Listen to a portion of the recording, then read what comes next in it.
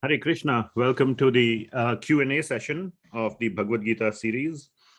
Today is the 4th of September, Saturday morning here on the west coast of the United States. So welcome everyone, wherever you are in the world, and thank you for joining.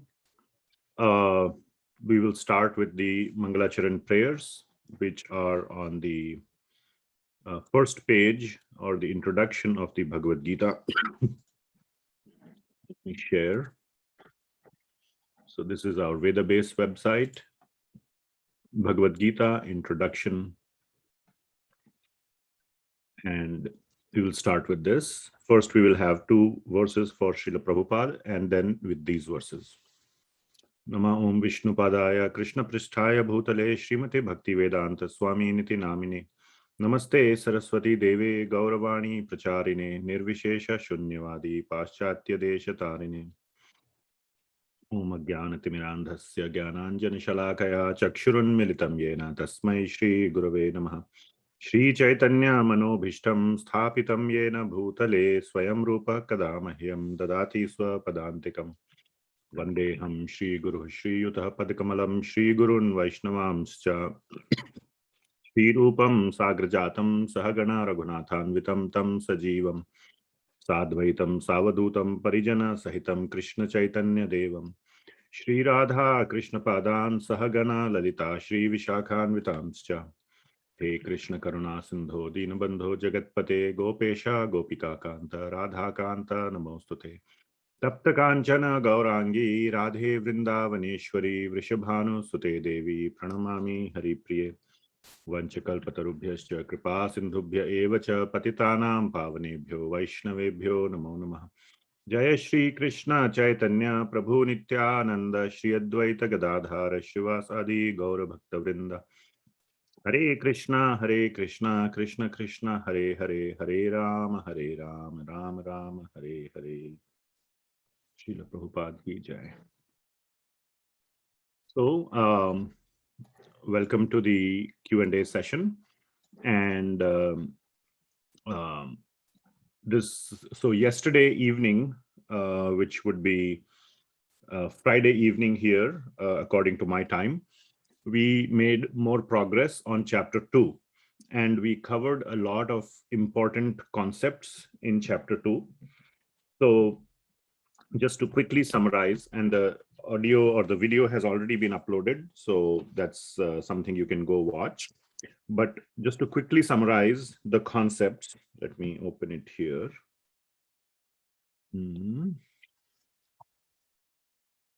Yeah. So we had covered the topic of Jnana or Sankhya, which is the analysis of matter and spirit, from verse numbers 11 to 30 in the second chapter. And then Lord Krishna goes into the topic of Karma Kanda, we discussed, which is basically doing your duty and reaping the benefits. And when those, when you do not evolve further up into the spiritual ladder, then it is called Karma Kanda. You are constantly stuck in this cycle of Dharma, Artha, Kama, and then back to Dharma, Artha, Kama, like that. But slowly, if you are ascending or if you are climbing up in the spiritual cycle or in the spiritual ladder, which means when you realize that this unending cycle of Dharma, Artha, Kama is not very useful, it's constantly the same thing. I have to continue to do, hard work for a little bit of enjoyment. Then one begins to question and one begins to regulate his sense enjoyment. And that regulated sense enjoyment then transitions into something that is called Sakama Karma Yoga.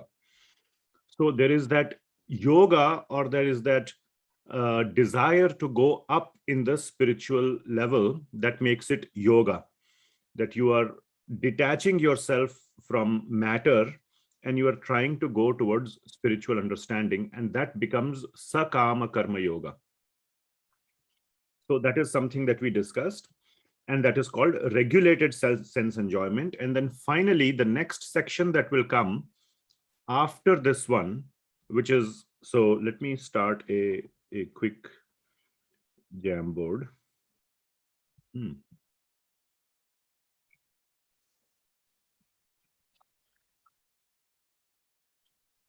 And let me share the screen. Okay. Hopefully you can all see this. Okay. So verse numbers 11 to 30 talked about Jnana or Sankhya. And then 31 to 38 are talking about Karma Kanda. And then also about regulated sense enjoyment, which is Sakama Karma Yoga.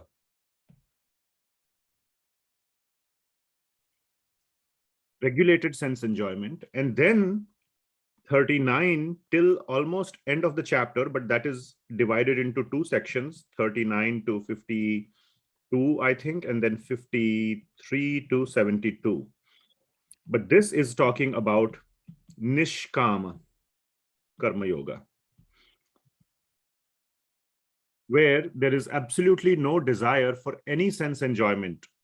You're still doing karma, but it is only for the purpose of yoga, which means for spiritual upliftment. And therefore, there is no nish, no kama. This kama aspect is not there.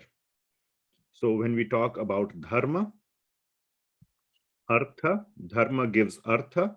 Artha means opulence or rewards. So when you do dharmic activities, you get rewards and then you enjoy the rewards, kama. So that kama is not there, nishkama. And you still do your dharma, you still do your karmic, your activities, but they are free of reactions. They're free of any binding. And we will cover this in the section which will cover 39 to 72 later. But yesterday, our focus was mainly on 31 to 38. So that is what we had talked about. And very quickly, I just want to see what else. So this section, Lord Krishna talked a lot about duality.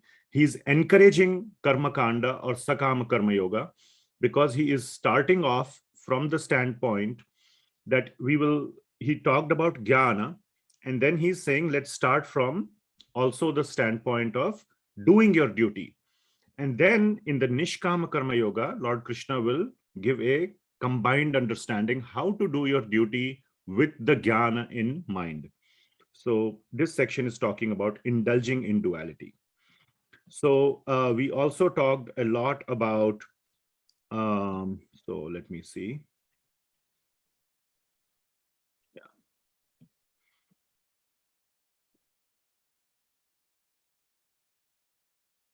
There was a question that we talked about, that does the Bhagavad Gita encourage killing people? And we gave a very elaborate answer about that. Yes, and then finally, the big topic that we did talk about was the topic of dharma. What is our dharma? So this is the topic of my dharma.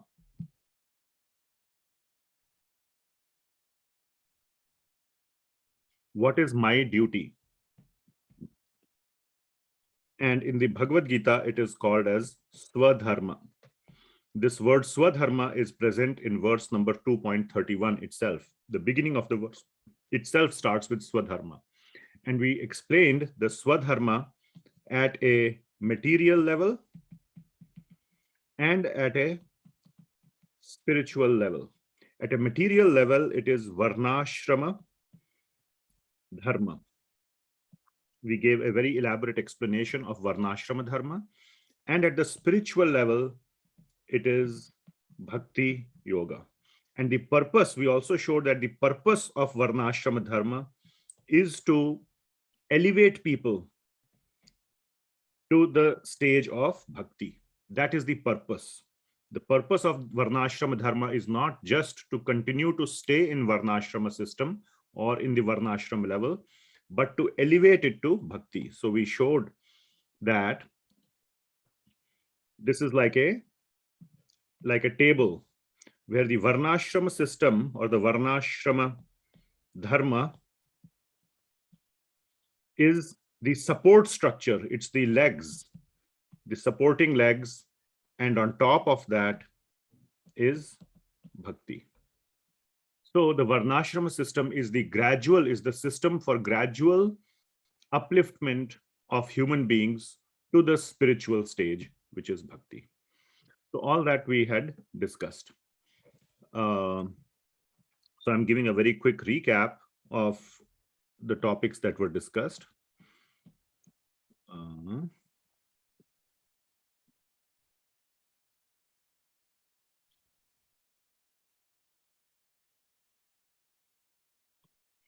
So you should definitely go and look at the,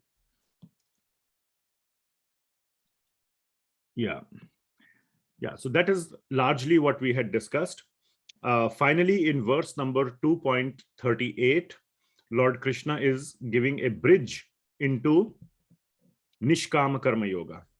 So in verse number 2.38, after explaining this system of doing one's duty and reaping the benefits from doing one's duty properly, not improperly.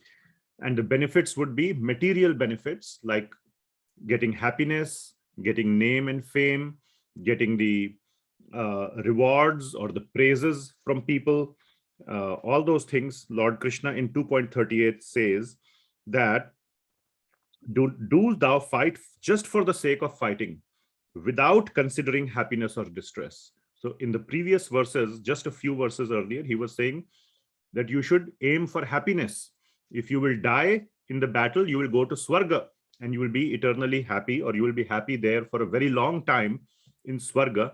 Or if you win the battle, you will be happy here on earth because you will enjoy the kingdoms. You will be the king of the world. So you will get the happiness there. But now he's saying, do your duty without considering the happiness or distress, loss or gain, victory or defeat. And by doing so, you shall never incur sin. So that is the bridge into Nishkama Karma Yoga, which we will cover in the next class or in the next week. So that was a quick summary, 10-minute summary of what all we discussed today, yesterday. So with that, I want to see what questions we have or what is the discussion that people want to have. So please post your questions so that we know that, or raise your hands so that there is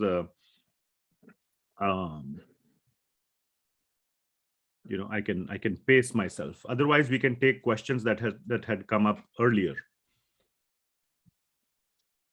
So while we are waiting for the Q&A or the questions, let me take some questions from that came earlier on the internet. So that is here.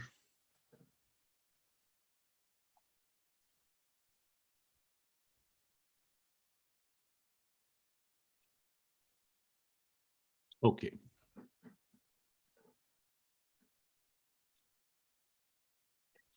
Okay. So this is one question that came.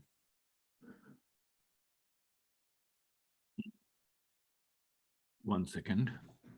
Some problem.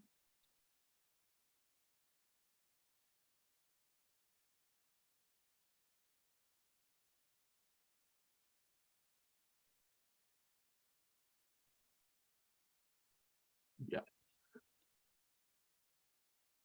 Okay, there's one question on the chat. Does the bad karma of grandparents or parents get bestowed upon the children? No.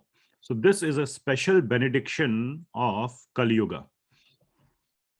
The bad karma or the good karma. So let me explain this a little bit, and then we'll take the questions that had come in earlier.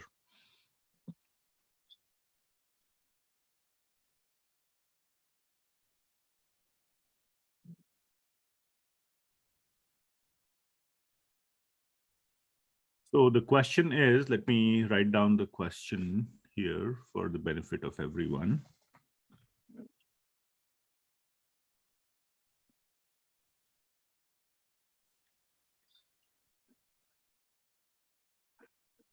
Does the bad karma of grandparents or parents get bestowed upon the children? The answer is no. That is the answer. Okay. Now, the karma, it's not just bad karma, it's also good karma. Good karma also does not. The answer is no for good karma as well. Everybody is individual. There is no transfer of good karma or bad karma in the in this system, in the law of karma. Everybody is an individual. You are individually responsible for all the good karma. So if you have done good karma, you will reap the benefits. If you have done bad karma, you will reap the results. Now, the consequence of good karma, if you get the benefits, may indirectly be available to those around you. If you have done good karma, maybe you will get a lot of riches, and in that way it could benefit those around you. But those around you may decide to discard or squander all the money that they have received through some inheritance of parents, etc., and they may just blow it all away. But the good karma or the bad karma is all individual. However, I want to extend this question in terms of bhakti, or I would say all kind of spiritual progress. The spiritual progress, yes, it does benefit the previous and subsequent generations. So if you have made spiritual progress, now good karma or bad karma, this is not spiritual. I hope this is very clear that good karma is just punya karma and papa karma. Good or bad is not spiritual.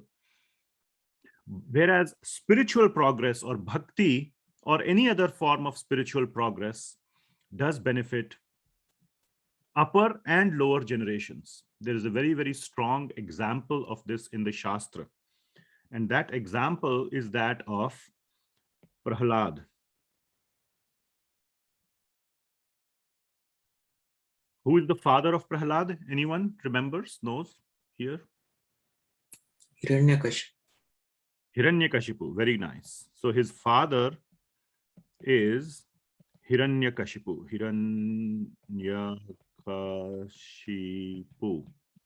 Hiranyakashipu, very, very big demon. And when Narsinghadev killed Hiranyakashipu, and then Prahlad went to to Narsinghadev to pray to him and to basically, glorify Lord Narsinghadev, who is none other than Lord Narayan himself.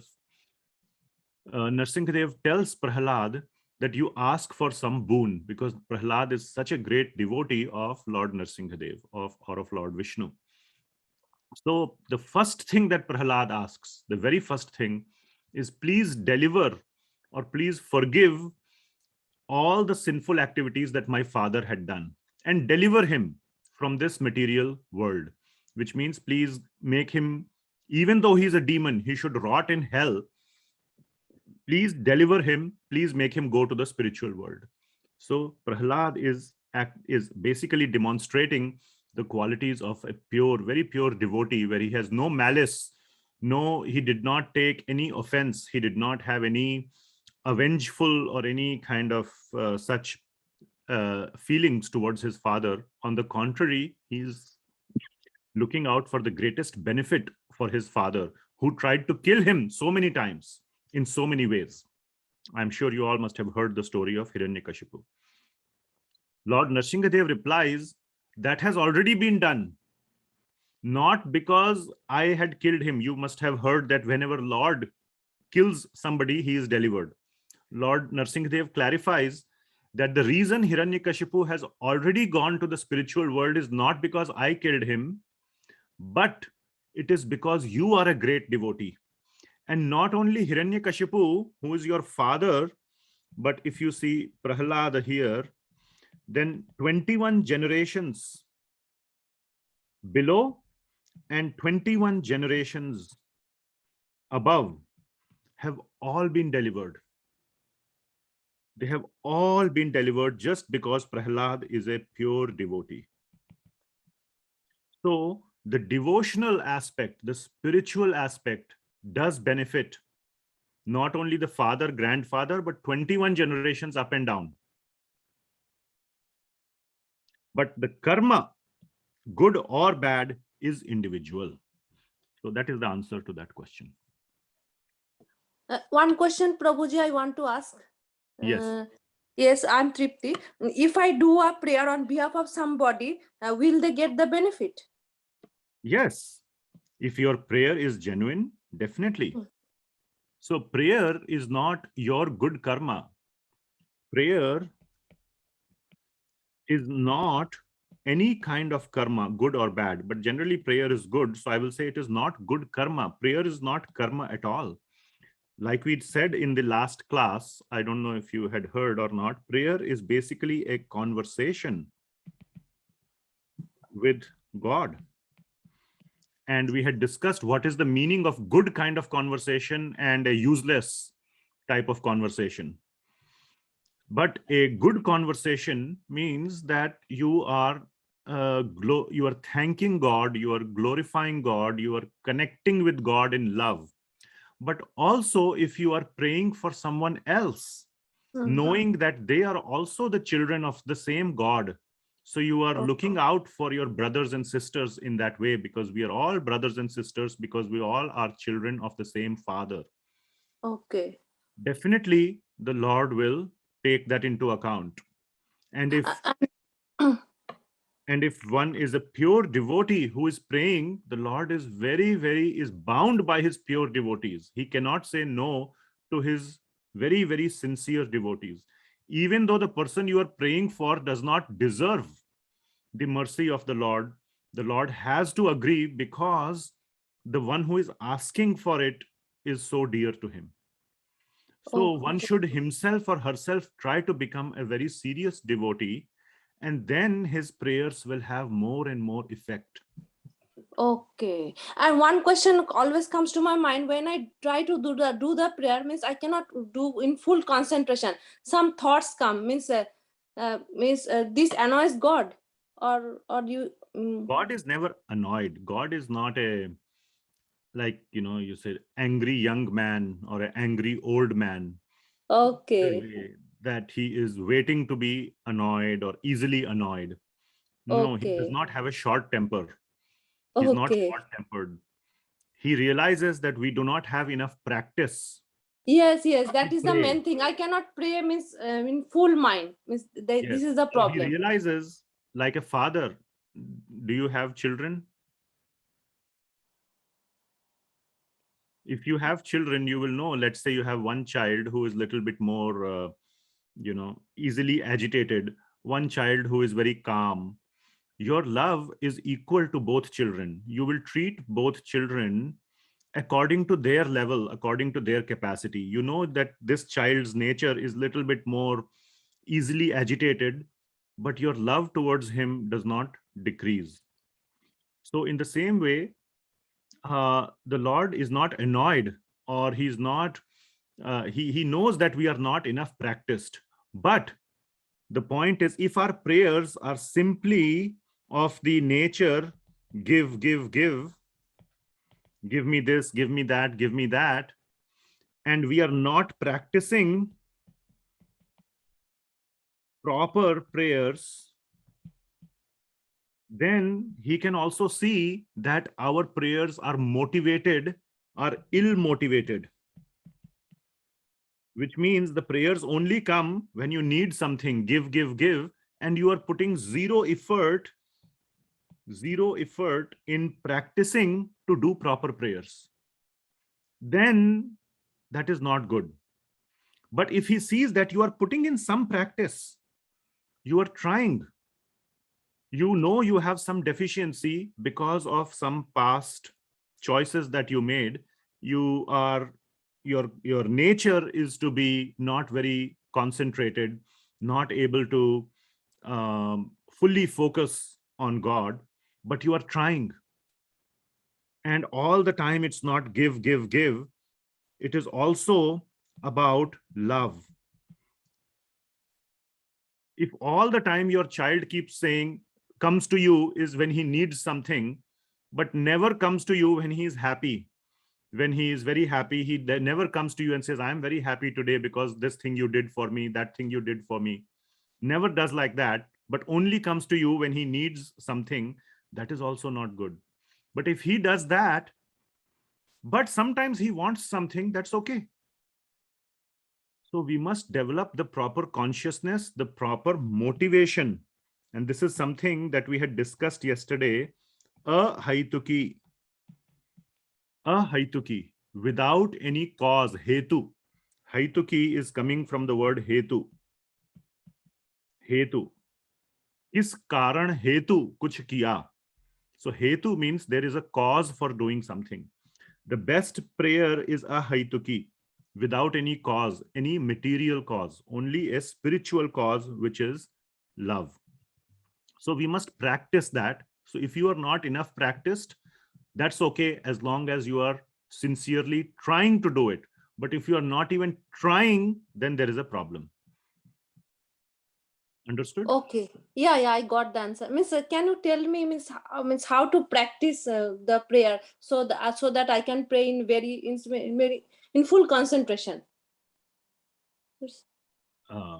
You chant the Hare Krishna mantra for 15 minutes every day. Just 15 Okay. minutes. Yeah, I do every day, And but try to. still the thoughts come. Means I cannot do in full concentration. Okay, listen. Okay. So for 15 minutes, try to do it with concentration. Okay, let me tell you Okay. exactly what to do. This is very important. Try to do for 15 minutes. Okay. Okay, try. This is the important Okay. word. Try. Okay. Then analyze. Then analyze what happened. How Oh, much, give some number, how much you were able to concentrate. Let okay. us say you were able to concentrate for 2 minutes. Okay. Okay, Hmm. just give some number. You don't have to be accurate by the clock. Just say, when we are chanting Hare Krishna, it is just a prayer. Hmm. Okay, we don't know what to pray even sometimes. Yes, So the yes. best way to pray is to take the name of the Lord. That is Hare Krishna Mahamantra. Okay. So you do 2 japas, 2 japamala, Hmm. which takes 15 minutes. Okay. One takes around 7 to 8 minutes. Okay. Even if you take longer, shorter, doesn't matter. Okay. In this, you see, okay, for 2 minutes, I was able to do properly. Be happy with that. Hmm. Next time, keep practicing. After 1 week, see if you have gone to 3 minutes. Keep doing this exercise every day. Okay. Keep track in a notebook. Hmm. For 2 minutes, I'm able to concentrate. Okay, good. Don't beat yourself up. Don't feel disappointed. Next Okay. week, after, see, have I increased to 3? Hmm. Hmm. After another 2 weeks, see, have I increased to 4 minutes? Okay. Like that, slowly, slowly, you will get better. Okay. And hold on. And what matters is your practice, your attempt. This is what Krishna wants to see, our attempt, not the result or the outcome. This is not important for Bhagavan. What is Hmm. important is our attempt. This 2 minutes, 3 minutes, 4 minutes, all these are outcomes. But without focusing on the outcomes, we will not even put the attempt. That is why we need to track the outcomes. But you need to realize that Krishna has nothing to do with outcome, but he has everything to do with our attempt, with our input, not with the output. But by focusing on the output, we are showing sincere desire for putting the input. Are you following? Yes. Okay, so therefore, one must sincerely put in the input. And one of the ways I can tell you to put sincere effort into the input is to focus on output. Hmm. But what happens by focusing on the output is that our input becomes more and more sincere. And that is all that Krishna is looking for. Whether you do 2 minutes, 3 minutes, 5 minutes, 10 minutes, does not matter. Are you trying to do it sincerely? Okay. That is considered equal. And always remember this story. This is very, very nice and uplifting story. When Lord Shri Ram was building the bridge, Hmm. and Hanumanji and Jambavant were lifting big, big rocks Hmm. to build the bridge. And there were little squirrels who were also trying to, get some sand in the tail and trying to put it in the rocks so that they will stick. Hmm. Then Hanumanji was walking and he told the squirrels, can you just come to the side? I'm taking this big rock. Can you go to the side a little bit while I'm coming? So he was Hmm. trying to say that I am doing more important work. My output is more. Hmm. Lord Ram called Hanumanji and told him that you are doing your input according to your capacity. The squirrels are doing the input according to their capacity. The Okay. output is vastly different, but in my view, in my eyes, both are the same. Hmm. Don't think it is your output which is building the bridge. I can build the bridge in 1 second just by willing, Hmm. just by my will, my desire, it will happen. Okay. Okay. So don't think you are building the bridge by your output. All I am looking for is your input. You are doing very nice service to the best of your capacity. Hmm. Similarly, the squirrels are doing their service to the best of their capacity. In my eyes, both are same. Okay. So according to your capacity, do your prayers. Maybe your nature is that you cannot concentrate, but are Yes. you doing your best? Hmm. That is what matters to Krishna. Okay. Not whether you were able to concentrate for 2 minutes or 2 hours. Okay. Okay, next question. So, next question is, what if one person goes on doing bad things with his own family and family members, and the family members go on suffering? How will karma punish him? Law of karma will punish him by, if this is truly the case, and in God's eyes also this is what is happening, then he or she will be put in the same situation in this life or in a future life, and he or she will be on the receiving end.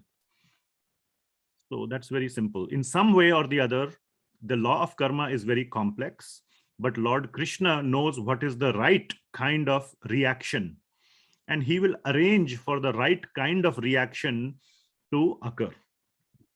So that's the answer to that question. I have one point here. Yes, ma'am. As you say that everything happens every event to balance the karmic debt. So in this case also, if one family member is doing bad for others, maybe it is because of the karmic debt of the other member.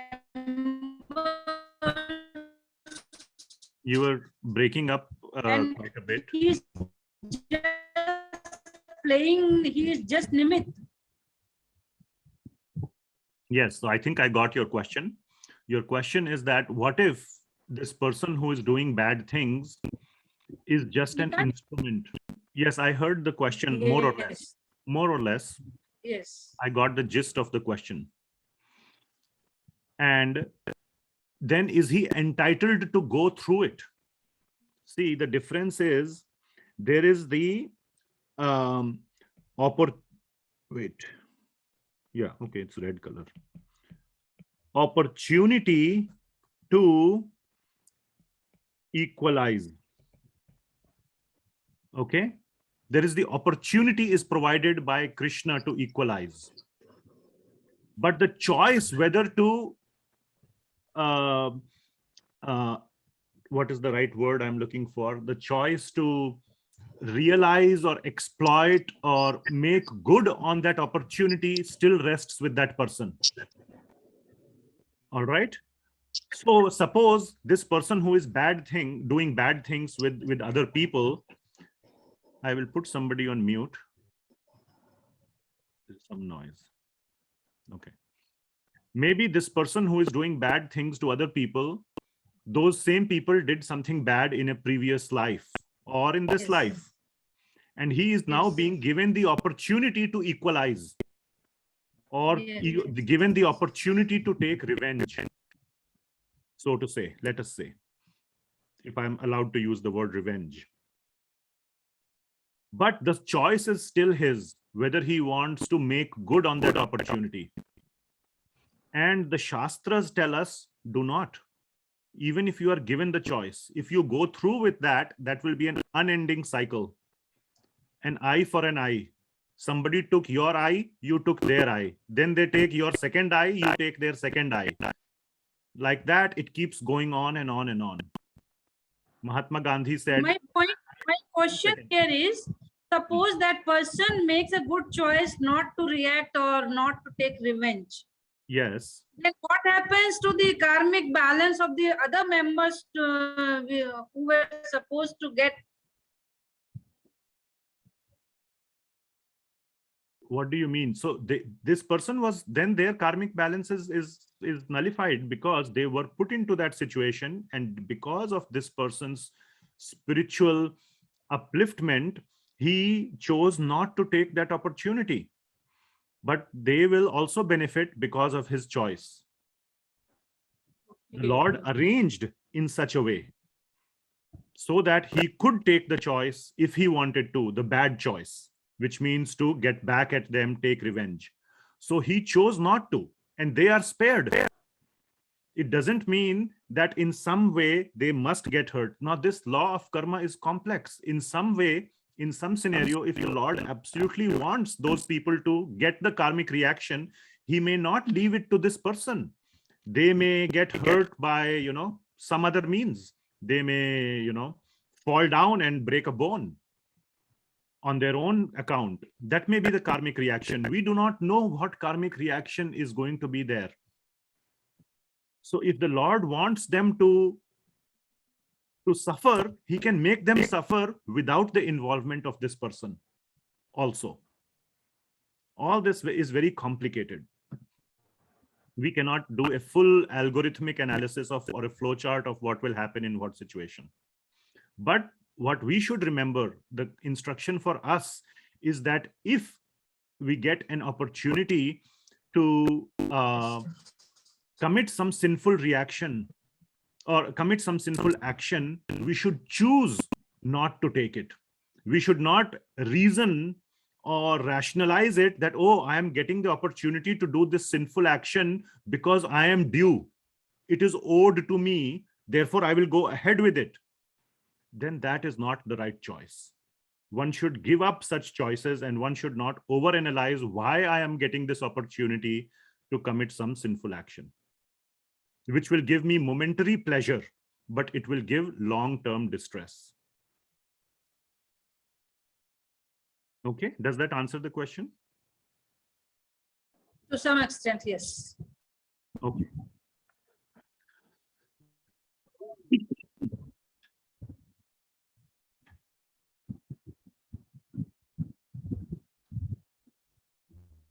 So there is one question about Hiranyakashipu and Hiranyaksha as Jaya and Vijaya. So Jaya and Vijaya, and did they get delivered, and why did they come back as Ravana and Kumbhakarna? So the example of Hiranyakashipu and Ravana and Shishupal subsequently is a instructive example. Yes, they got delivered, but they came back to serve the Lord in a demoniac way. So that is a instructive example, and it is not that to be taken in a sense that, so that is a special case. But the aspect that 21 generations above and below who get delivered is still holds true. Those were not Jai and Vijay. Jaya and Vijay, who came as Hiranyakashipu and Hiranyaksh, came to the material world, went back to the spiritual world, and for service came back as Ravan and Kumbhakarna. So that is a special service that they were assigned. Okay, next question. Among this 21 generations, if someone do some bad karma, they been still delivered or get results according to their karma. So once you are delivered, you go back to the spiritual world, and in the spiritual world, one is completely purified. There is no way to perform or do any bad karma once one reaches the spiritual world. So and if there is any past bad karmic reactions, they are all nullified. That is called mercy. This is the kripa of Bhagavan, that he's, even if you have outstanding bad karma or good karma for which you have to either suffer or enjoy, all that is nullified. It is like a pardon. Sometimes like there is something called presidential pardon. Even though you have to serve in the jail for another 10 years, the pardon says you are released as of now. Your 10 years of jail time has been nullified. So that is like a mercy of the Lord, that even if you have outstanding karma, it is all nullified and written off. Okay. There are some questions on the internet or on the web that I want to take now.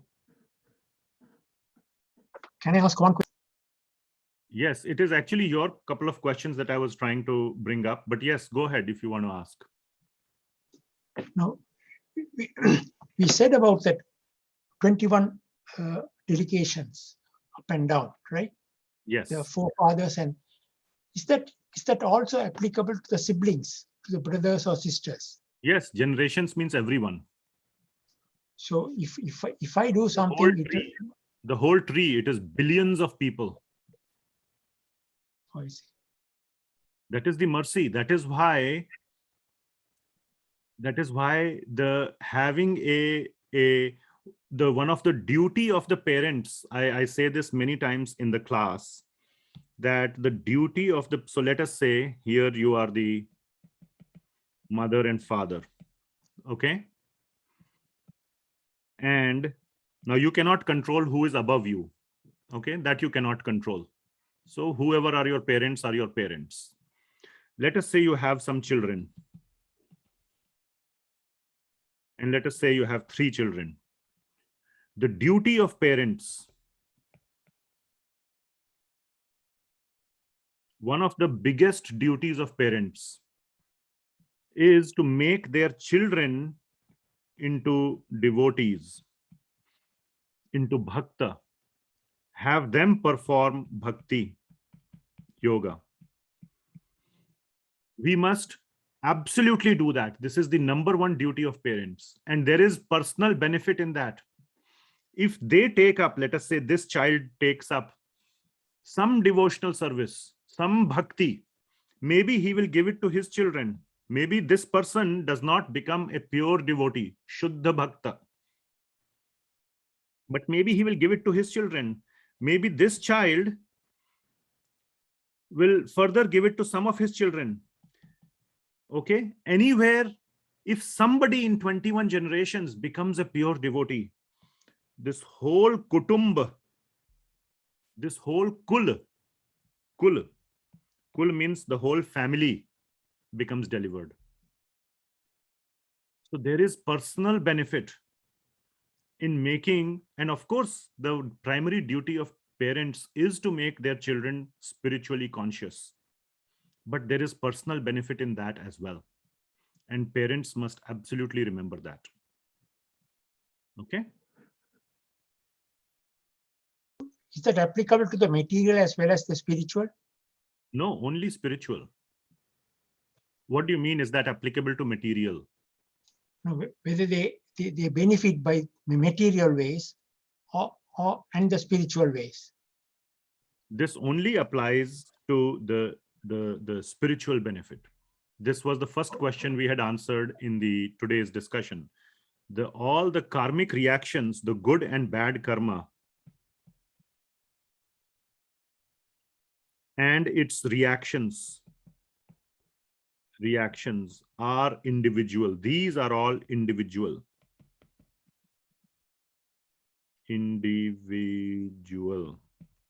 There is no sharing in that. Okay. Okay, thank you. Thank you. Prabhuji, I have a quick question regarding the same 21 generations. Yes, ma'am. So Sorry, I if did not see your hand was raised. oh, that's all right. So since we were discussing about this topic, I wanted to ask you right away. So, every birth, they'll have a different set of siblings, parents, right? So I was just wondering if, in this life, if somebody gets liberated, only the people related to this birth, this family will get liberated, or will it apply even to the previous births with different parents and different siblings as well? That's a good question. I don't know the answer to that. Okay.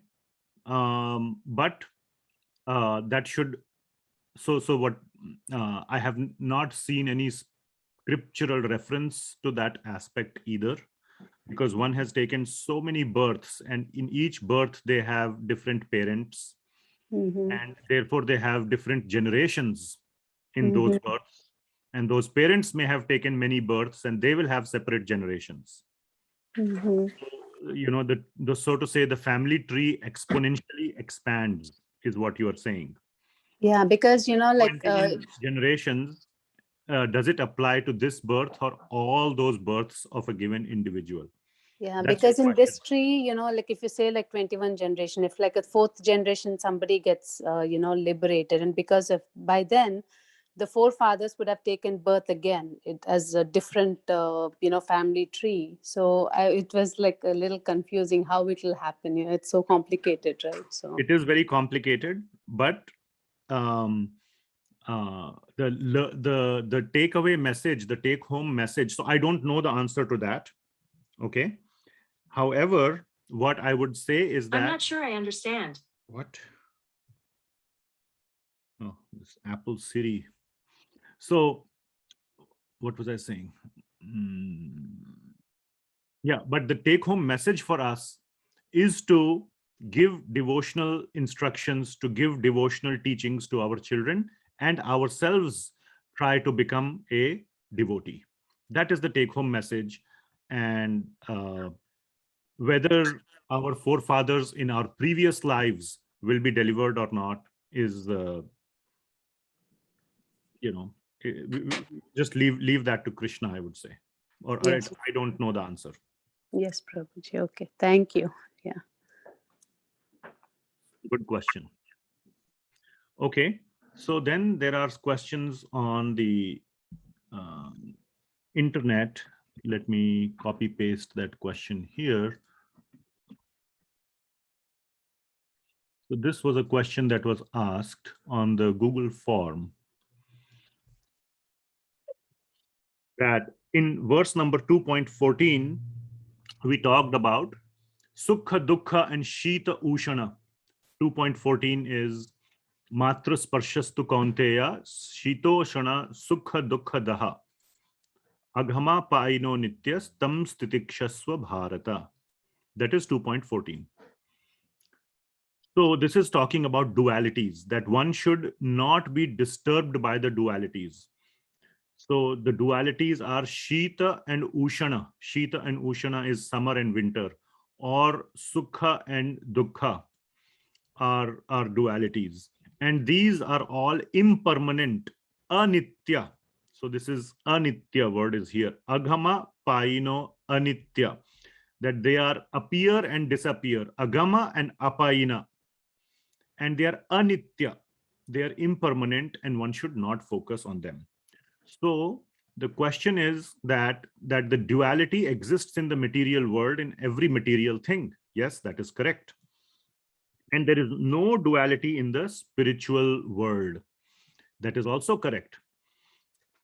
It means that the spiritual world is non-dual. Okay, I got confused on this. Could you be more explicit? So The duality is only at material level. Please be very clear. The duality exists only at the material level. There is non-duality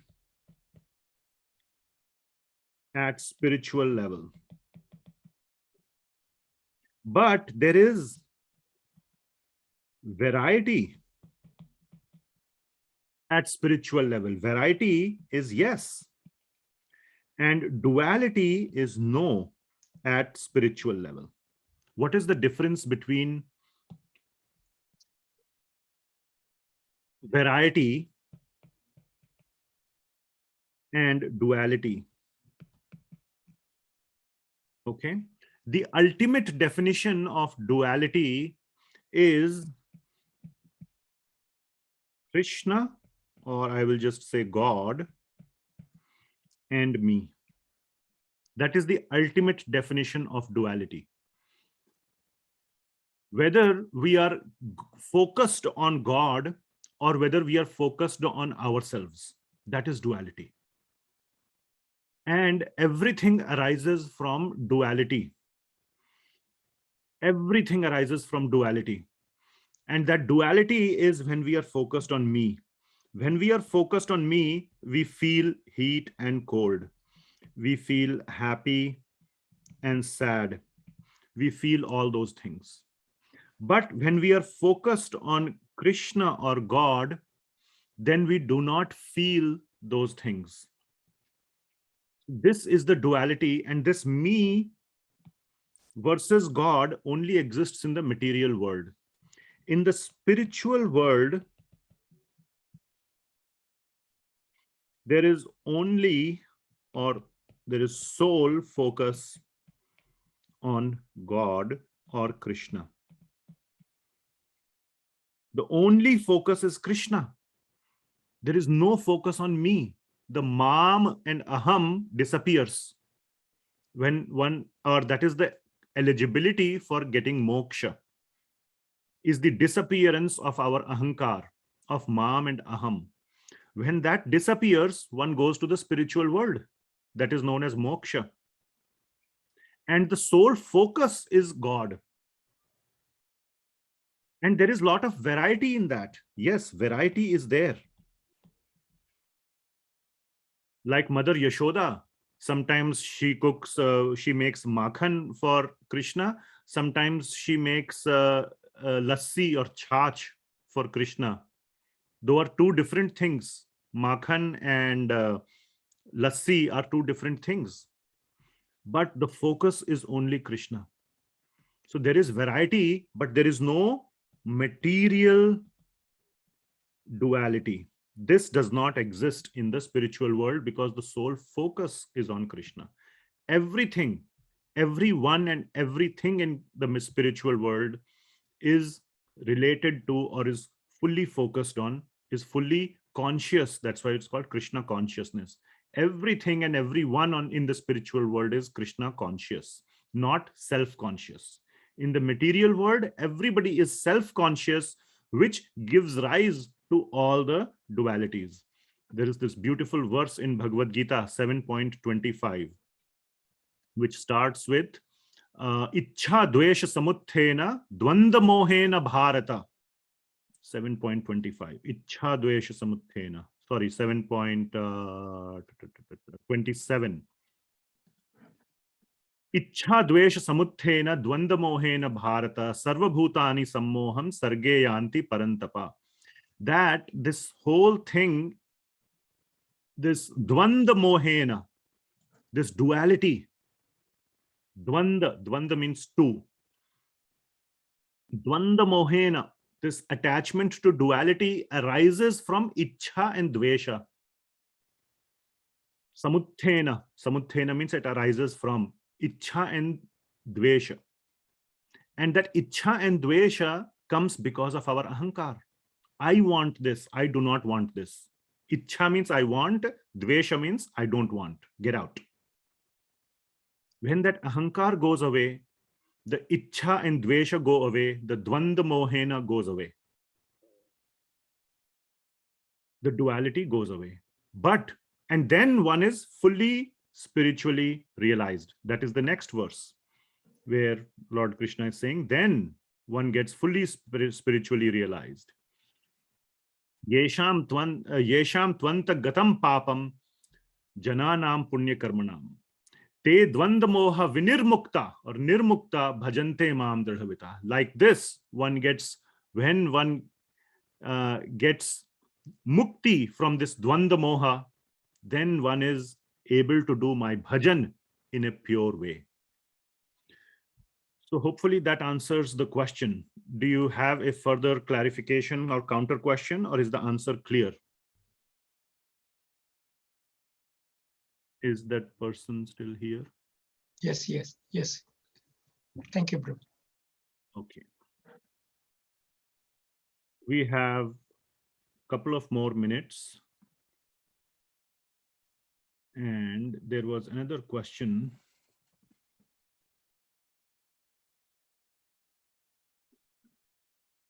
So your next question we will take in the next class, if that's okay, Prabhu. There is one more follow-up question here on the chat. Okay, yeah, okay, that is regarding the soul. Okay, yeah. Yeah, because this will take a little bit time to explain. And Okay, I don't I can. want to, yeah, but please come next class. I will definitely take it up. Okay, thank you. Thank you, Prabhu. There is one follow-up question here. Is Atma and Paramatma are same in the spiritual world? So when you say Atma, Atma is not a very precise term. Atma just means the spiritual element. We must say, to be more precise, we must say Jivatma or Paramatma. Okay, both are spiritual in nature, Jivatma and Paramatma. So they are made of the same spiritual element. The element is the same. But what was the difference that we had said earlier? I had clarified it in great detail. What's the difference between Jivatma and Paramatma? The quality is the same, which means the thing they are made up of. And by the way, this is spiritual.